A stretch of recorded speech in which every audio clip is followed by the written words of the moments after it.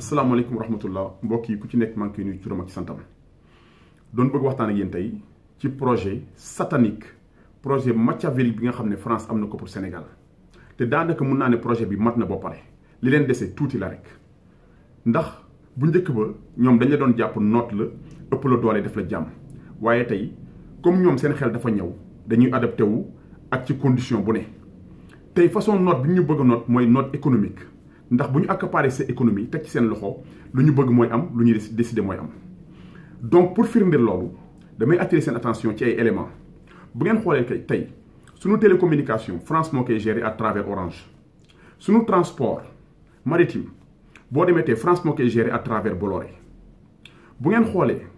ba ci suñu transport terrestre autoroute yi boo leen xoolee tey France moo koy gérer à travers Eiffage ba ci train express bi nga xam ne mu ngi ñëw France moo koy gérer à travers Alstom loolu pareeguñ ci bu ngeen xoolee suñu secteur bancaire banque yi gën a yu ëpp doole Sénégal mooy ñoom Société Générale te France leen moom donc France aussi mooy gérer suñu secteur bancaire à travers ay BICIS et Société Générale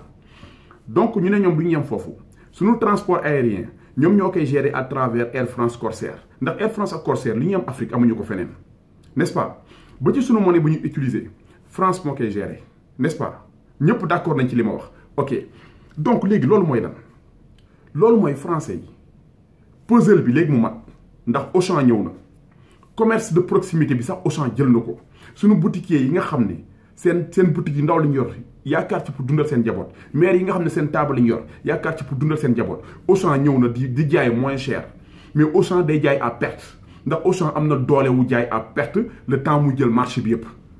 n'est-ce pas donc ñoom yabatuñu foofu sax dañ ne léegi nañu sax rey suñu commerce de proximité yi nañ leen rey à travers Auchan te projet bi ma leen wax ñoom ñu ngi ci te projet bi léegi mu mat n'est-ce pas léegi dem nañ sax ba ci ndox mi ñu ne ndox mi Suez moo ko war a jël wala jël na ko waa léegi fan lañ jëm France daanaka jël na loxoom teg ko ci suñu économie dëkk di gérer économie d'un bout à l'autre léegi ñun ban kàddu lañu am ban souveraineté lañu am bëggatuma sax dégg ñuy waxu souveraineté nous ne sommes pas souverains gis ngeen li ñu bëgg bis bu amee te léegi mu mat wax naa leen ko jaratul sax nit di jur doom Sénégal ndax boo fa juree doom ci njaam lay juddu ci njaam lay màgg ci njaam lay dee maa ko wax et puis c'est la vérité donc nañu yeewu ñun Sénégal nañu yeewu choisir suñuy njiit choisir suñuy député jël ci ay nit yu mel ni ay Guy Marius Sagna dugal leen biir assemblée nationale maire yeeg paa yi fa nekk di nelaw ko tàccu ñu génne leen biir assemblée du nelawukaay du tàccukaay donc nañu choisir suñuy député choisir suñuy njiit c'est très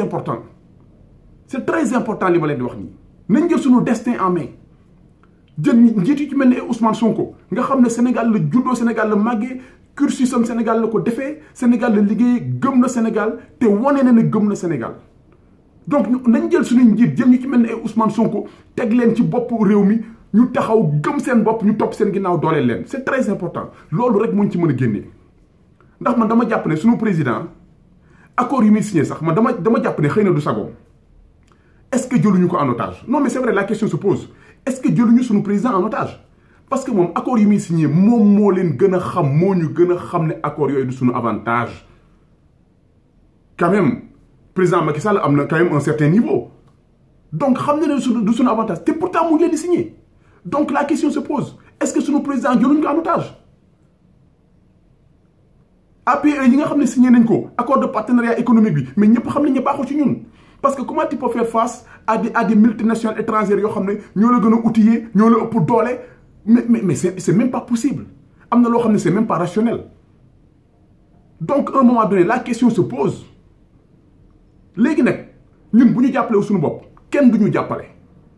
bu ñu jàppale suñu bopp kenn du ñu jàppale donc jeunesse bi dama leen di ñaax ngeen gëm seen bopp ngeen génn waxuma kenn mu saaga wala mu xeex wala mu def soulèvement ndax lépp looy def ci àdduna jàmm moo ko gën voilà y a des combats am na ay combats pacifiques yoo xam ne mën nga leen mener ba atteindre sa objectif qu'on se laisse pas faire na jeunesse bi génn tànn seen njiit koo xam ne xam nañ ne kii gëm na réew mi ñu teg ko ci bopp réew mi dooleel ko Sénégal jëm kanam c'est très important ndax mobilisation mën nañu mobiliser wu parce que bu nawetaan yi jotee stade yi day fees dell bu làmb amee stade yi day fees dell keroog combat Balla Gaye bi ak Gris Bordeaux bi amitié dafa fees dell donc jeunesse bi mën ngeen mobiliser wu wane ngeen ko à maintes reprises donc na ngeen mobiliser wu parce que lii moo ëpp solo affaire yooyu yëpp on parle de votre avenir c'est très important waaw foofu nag tey laa doon waxee donc naan leen ba beneen yoon incha allah bu dee kàddu yi am na ñoo xam ne ëtt na leen doomu aadama matul dañuy jéem rek donc di jégalu bu baax ne leen ba beneen yoon incha allah jërëjëf.